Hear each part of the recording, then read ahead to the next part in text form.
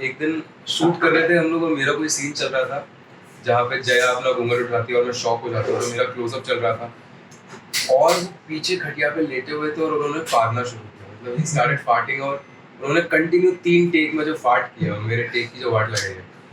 नमस्कार, आईनिक्स लाइव के लिए मैं अखिल दीक्षित और मैं आज यहाँ आगरा में हूँ और मैं बता दूं कि हमारे साथ में है स्पर्श श्रीवास्तव। स्पर्श श्रीवास्तव, आपकी मूवी लापता लेडीज ऑस्कर के लिए नॉमिनेट हुई है, तो कहीं ना कहीं पूरी इंडस्ट्री में खुशी का माहौल है और देश भर में खुशी का माहौल है और आगरा भी इस खुशी में शामिल है। मैं बता दूं कि लापता लेडीज मूवी में जो लीड रोल में है स्पर्श श्रीवास्तव, आप आगरा से ही बेस्ड हैं। बड़ी एक लंबी जर्नी पूरा करके कोई मूवी ऑस्कर के लिए नॉमिनेट होती है, तो कैसे एक्सपीरियंस है आपका कि लापता लेडीज को लेकर के, और इस जर्नी के बारे में क्या कहना चाहेंगे? सर, आई थिंक लापता लेडीज एक बड़ी ब्लेसिंग की तरह आई है हमारी लाइफ में और इतना एक्सपेक्टेड नहीं था कि लोग इतना प्यार देंगे इस फिल्म को, आगरा से इतना प्यार मिलेगा और ऑस्कर तक पहुंच जाएंगे। तो कल किसी के साथ मैं इंटरव्यू कर रहा था, उन्होंने एक बड़ी अच्छी बात की। उन्होंने कहा घर घर से ऑस्कर तक पहुंच गई है फिल्म, जो कि बिल्कुल सच है और एक्सपेक्टेड नहीं था कि इतना कुछ होगा। बट जब हो रहा है तो एक बड़ी टची सी इमोशनल फीलिंग है, एक बड़ी हम्बलनेस है एक अंदर, और तो ये उम्मीद भी है कि हम ट्रॉफी लेकर लौटे। इस मूवी में आप लीड रोल में हैं, तो कैसे आपने किस तरह के चैलेंजेस को यहाँ पर आपने फेस किया और किस तरह से इस मूवी को आपने एंजॉय किया? और चैलेंजेस जो थे मेनली आई थिंक जो मेरा कैरेक्टर है दीपक, उसके चैलेंजेस एक्चुअली चैलेंजेस नहीं थे, बट एक मेरा इंटरेस्ट था कि मैं इसको कैसे अलग बनाऊं उन गांव के कैरेक्टर्स से जो कि आपने अभी तक देखे हैं दूसरी फिल्म या शोज में। तो उसके लिए मैंने मेरी जो आवाज़ थी उसको थोड़ा चेंज करके बोला है। जैसे दीपक जो है थोड़ा सॉफ्ट बात करता है, मेरी आवाज़ में एक बेस है, तो मैंने वॉइस मॉड्यूलेशन किया, बॉडी लैंग्वेज मैंने चेंज करी उसके लिए, और जो फीलिंग्स हैं दीपक की फूल के प्रति और बाकी कैरेक्टर्स के प्रति, और जो उसकी इनोसेंस है, जो उसकी मेंटल साइकी है, उस पर काफ़ी काम किया। तो वो चैलेंजेस थे, लेकिन जब वो सब हो गया तो फिर मज़े आने लगे। तो फिर एक ब्यूटीफुल मोमेंट स्टार्ट हुआ when we went on the floor. Kiran ma'am के डायरेक्शन में, आमिर सर के डायरेक्शन में इतना अच्छे से काम होता है कि it feels like a family. तो इतने बड़े बड़े इंडस्ट्री के एक्टर हैं, तो कैसे कभी चीज़ों को बैलेंस करने में कभी किसी तरह की कोई प्रॉब्लम आई हो, कुछ अलग से आपने तैयारियां की? सर, एक बड़ी अच्छी बात होती है कि जो इस ओहदे पे लोग होते हैं ना, वो हमेशा हर किसी को बहुत इक्वल फील कराते हैं, हमेशा उनके साथ इतने प्यार से बिहेव करेंगे, इतने अच्छे से उनका एक नज़रिया होता है दूसरों के प्रति कि उन्हें बहुत ही कंफर्टेबल वो खुद कर देते हैं। जैसे मैं बहुत डर रहा था कि अरे आमिर सर से मिलने जा रहा हूँ, मतलब जब फर्स्ट टाइम सिलेक्शन हुआ तो आई वाज रियली स्कैर्ड कि चलो मिलने जाऊँगा तो नहीं क्या बोलूँगा, हवा टाइट। पर वहाँ पे जब पहुँचा तो उन्होंने इतना फैमिली की तरह ट्रीट किया ना, क्योंकि वो कभी भी दी आमिर खान है सुपरस्टार नहीं आते आपके सामने। वो आपसे जब भी मिलेंगे आपको ऐसा लगेगा कि कितने नॉर्मल इंसान है, मतलब भाई हैं आपके, बड़े भाई हैं जैसे। तो हमेशा उस तरह से मिले। और सेम किरण मैम भी इक्वली इतने प्यार से मिलती हैं, हमेशा भी हग each other and share a lot of love and respect towards each other. तो बहुत ही कमाल लोग हैं। यू नेवर फील लाइक कि आप किसी स्टार के घर पे हो। कैसे लापता लेडीज की कुछ ऐसी चीजें जो आपने शूट करते हुए कुछ ऐसे आपके एक्सपीरियंस हो जो हमने मूवी देखी तो हम तक ना हो? बहुत से ऐसे मोमेंट्स रहे हैं लापता लेडीज की फिल्म के दौरान, बट एक जो ब्रीफ किस्सा मुझे याद आ रहा है वो ये है कि जो दद्दा थे, जिन्होंने मेरे दद्दा का रोल प्ले किया था, जो हमेशा ये कहते रहते थे जागते रहो जागते रहो। तो एक दिन शूट कर रहे थे हम लोग और मेरा कोई सीन चल रहा था जहाँ पे जया अपना घूंघट उठाती है और मैं शॉक हो जाता हूँ। तो मेरा क्लोजअप चल रहा था और वो पीछे खटिया पे लेटे हुए थे और उन्होंने फाड़ना शुरू किया। मतलब ही स्टार्टेड फार्टिंग और उन्होंने कंटिन्यू 3 टेक में जो फार्ट किया, मेरे टेक की जो वाट लगाई है। तो वो एक कमाल मूवमेंट था। गोरखपुर में खुशी इसलिए मनाई जा रही है कि रवि किशन सर वहाँ के सांसद भी हैं, तो और बहुत बड़े एक्टर हैं। कैसा एक्सपीरियंस रहा आपका उनके साथ में काम करने में? सर, रवि किशन सर तो बहुत ही अमेजिंग आदमी है, क्योंकि जैसे कि आपने कहा कि वो एक सांसद हैं और उनके पास एक पॉलिटिकल पावर है, but being so powerful he never comes with that power, the baggage of that power. वो घर पे छोड़ के आते हैं सर जब भी वो शूट पे आते हैं, क्योंकि वो हमेशा एक प्योरली एक्टर की तरह आपको शूट पे एक सेट पे मिलते हैं कि जैसे आपका को एक्टर है। और उनकी बहुत खूबसूरत बात ये भी है कि क्योंकि मैं उनसे उम्र में इतना छोटा हूँ और जब भी मैं उनके साथ सेट पे होता था तो उनकी हमेशा बातों में अप्रोच यही होती थी कि मैं कैसे ना कैसे इसको बातों में कुछ ऐसा बता दूं जो इसको इसके करियर में काम है। तो उनकी हमेशा वही अप्रोच रहती है अपने से छोटे उम्र के लोगों के साथ। And I think is a beautiful man और थोड़े से नॉटी है लेकिन मस्त आदमी है।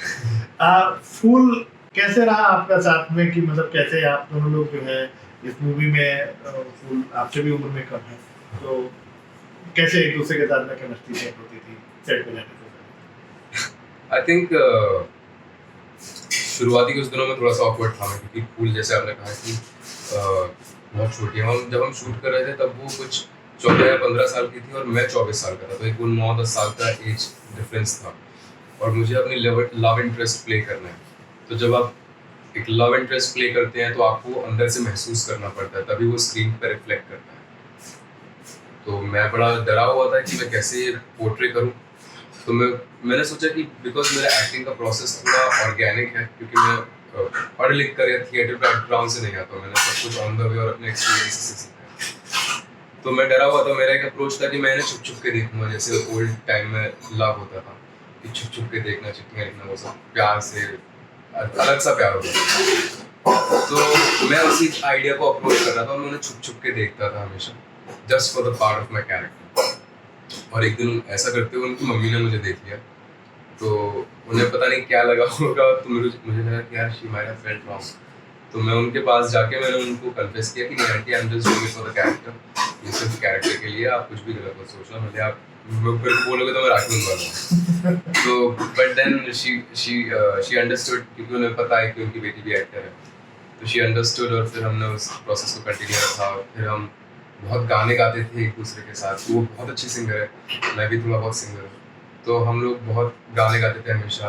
और she is a mature actor, I think apart from being so young, she is very mature as an actor. Sparsh का पिछले 14 ईयर का करियर है, आगरा से ही शुरुआत की थी चक दुम दुम से। अब हम लोग पिछली जर्नी पर अगर बात करेंगे तो स्पर्श कैसे एक 14 साल की जर्नी, इसमें तमाम तरह के चेंजेस, तमाम तरह के चैलेंजेस आपके साथ आए, तो उसके बारे में थोड़ा सा बताएं। सर काफ़ी चैलेंजेस रहे हैं। इनफैक्ट जब कभी मैं बैठ के इस बारे में सोचता हूँ तो दिखता है कि काफ़ी चैलेंजेस रहे हैं। बट अच्छी बात ये थी कि जब ये सब हो रहा था तब ये चैलेंज नहीं लग रहे थे, क्योंकि मैं एक ऐसा काम कर रहा था जो मेरे दिल का है, acting. I really love doing acting, I really love being in front of camera.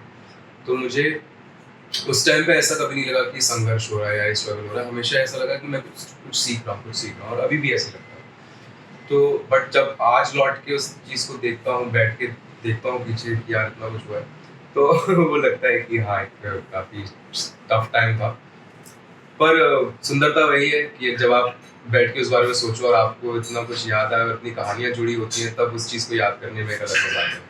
तो कैसे रहा आगरा का साथ, और यहाँ से मुंबई तक पहुँचने के लिए किस किस तरीके से लोगों ने आपको सपोर्ट किया, आपकी फैमिली का? आई थिंक मेरी मदर का बहुत सपोर्ट रहा है, and not from just these 14 years, हमेशा से ही बहुत ज़्यादा सपोर्ट रहा है। मेरा जो करियर रहा है, I started as a dancer. तो मेरी मदर ने तकरीबन मैं 1 या 1.5 साल का था तब से मुझे डांस सिखाया, और 10 साल की उम्र की होने तक मुझे डांस सिखाया। उसके बाद चक्कर हो गया, क्योंकि मैं किसी और से डांस नहीं सीखता था, तो मेरी मदर ने खुद पहले डांस सीखा, कथक सीखा, ताकि वो मुझे सिखा पाए। तो she have really played a really strong role and till now, and she will forever be being that part of my journey. और फिर बॉम्बे में भी आके काफ़ी स्ट्रगल रहा है, उन्होंने मुझे इतना सपोर्ट किया। She there just for me, मेरे साथ वहाँ पे मेरे लिए ही है। तो उनका काफ़ी बड़ा सपोर्ट रहा है, मेरे फादर का, मेरे ब्रदर का, पूरे आगरा का सबका काफ़ी सपोर्ट रहा है। अब सिनेमा थोड़ा चेंज हुआ है, पहले 3 घंटे की मूवीज आती थी, अब OTT आ गया है। तो कैसे फील करते हैं, कि क्या लगता है कि बॉलीवुड को अब किस तरह से जा रहा है ये सब चीज़ें? एज एन एक्टर आप इसको कैसे लेते हैं? एज एन एक्टर तो सर ये गोल्डन टाइम है। आई थिंक अगर ये नहीं होता तो शायद इस मुकाम तक भी पहुंचना बड़ा मुश्किल होता। मतलब ये जो रिकग्नाइजेशन मिला है जानतारा के बाद, जो कि OTT पे ही आया था, तो आई थिंक OTT ने काफ़ी एक दरवाज़ा खोल दिया है उन एक्टर्स के लिए जो कि हमेशा आउटसाइडर्स के तौर पे गिने जाते थे। Now I think there is no term like outsider, the whole industry is open now. और द बेस्ट थिंग इज़ कि आप अगर आपको अपना काम आता है और आप अपने क्राफ्ट में स्ट्रॉन्ग हैं, तो आपके लिए एक वहाँ पे प्लेस है where you can act and showcase your performance. और आगे क्या अपकमिंग प्रोजेक्ट्स हैं आपके, और इसके अलावा क्या चीज़ें करना है? अभी मेरा एक वेब शो आने वाला है अमेजोन पे विच इज़ कॉल्ड दुपहिया। अमेजोन ने अनाउंस कर दिया है, रिलीज डेट जल्दी पता चलेगी। एक फिल्म है जो कि एडिट पर है, कुछ प्रोजेक्ट्स जिनमें बात चल रही है, we are about to go on floor. ये स्पर्श श्रीवास्तव हमारे साथ हैं। आप आगरा के रहने वाले हैं। 2010 में जब धूम से करियर की शुरुआत की और एक बड़ी लंबी जर्नी जिसमें कई छोटे छोटे एक्सपीरियंस अभी स्पर्श ने हमको शेयर किए हैं, आज हमारे साथ हैं। और बता दूं कि लापता लेडीज में लीड रोल में है और ये मूवी ऑस्कर के लिए नॉमिनेट हुई है। आईनिक लाइव की विशेष है कि आप ऑस्कर जो है विन करके आए, ट्रॉफी लेके आए, और पूरा शहर पूरा देश इस चीज़ के लिए इंतजार कर रहा है। आईनिक लाइव आपको और आपकी पूरी टीम को बहुत बहुत बधाई देता है। बहुत बहुत धन्यवाद। और मैं अखिल दीक्षित अपने साथी के दुबे के साथ।